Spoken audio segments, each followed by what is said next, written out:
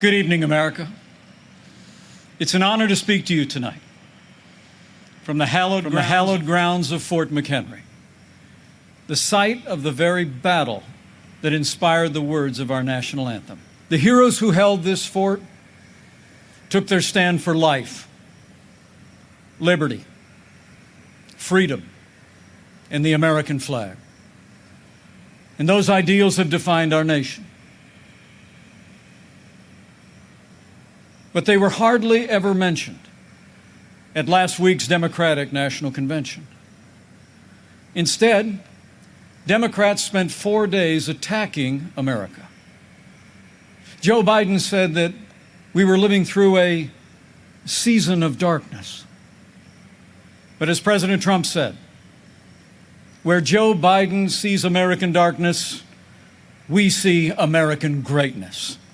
America needs 4 more years of President Donald Trump in the White House. With gratitude for the confidence President Donald Trump has placed in me, the support of our Republican Party, and the grace of God, I humbly accept your nomination to run and serve as Vice President of the United States. There's no doubt how President Trump sees America. He sees America for what it is. A nation that has done more good in this world than any other. A nation that deserves far more gratitude than grievance. And if you want a president who falls silent when our heritage is demeaned or insulted, he's not your man. 4 years ago, we inherited a military hollowed out by devastating budget cuts, an economy struggling to break out of the slowest recovery since the Great Depression. ISIS controlled a land mass twice the size of Pennsylvania, and we witnessed a steady assault on our most cherished values, freedom of religion and the right to life. That's when President Donald Trump stepped in. In our first 3 years, we built the greatest economy in the world.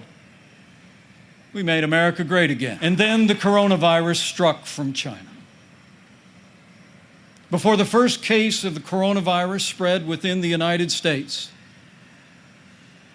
the President took unprecedented action and suspended all travel from China. It bought us invaluable time to launch the greatest national mobilization since World War II. President Trump marshaled the full resources of our federal government from the outset. He directed us to forge a seamless partnership with governors across America in both political parties. Now, last week, Joe Biden said that no miracle is coming.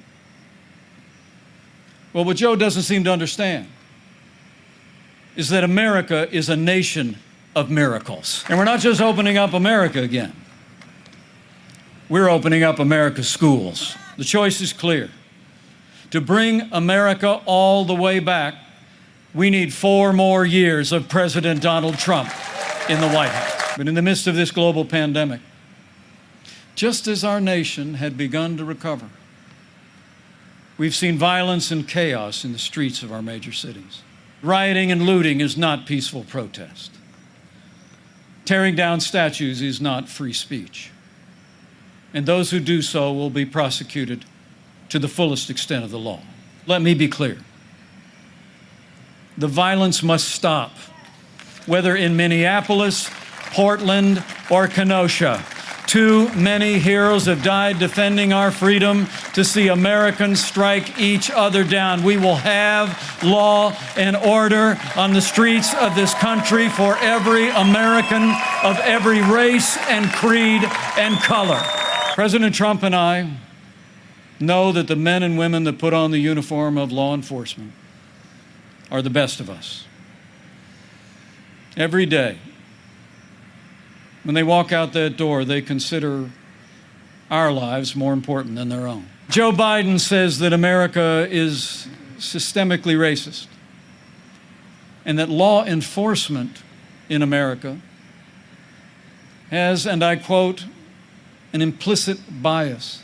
Joe Biden would double down on the very policies that are leading to violence in America's cities. The hard truth is,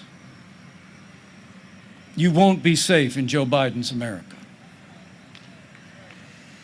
And under President Trump, we will always stand with those who stand on the thin blue line, and we're not going to defund the police, not now, not ever. The radical left believes that the federal government must be involved in every aspect of our lives to correct those American wrongs. Their agenda is based on government control.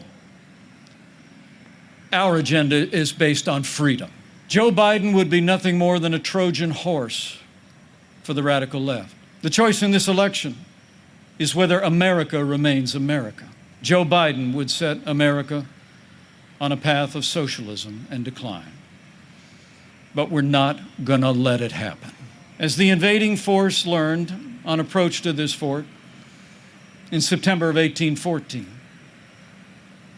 against fierce and sustained bombardment, our young country was defended by heroes, not so different from those who are with us tonight.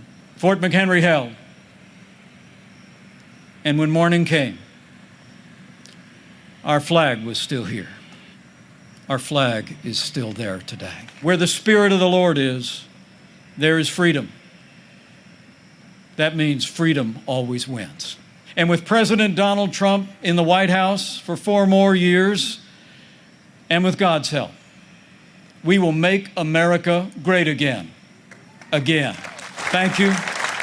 God bless you. And God bless the United States of America.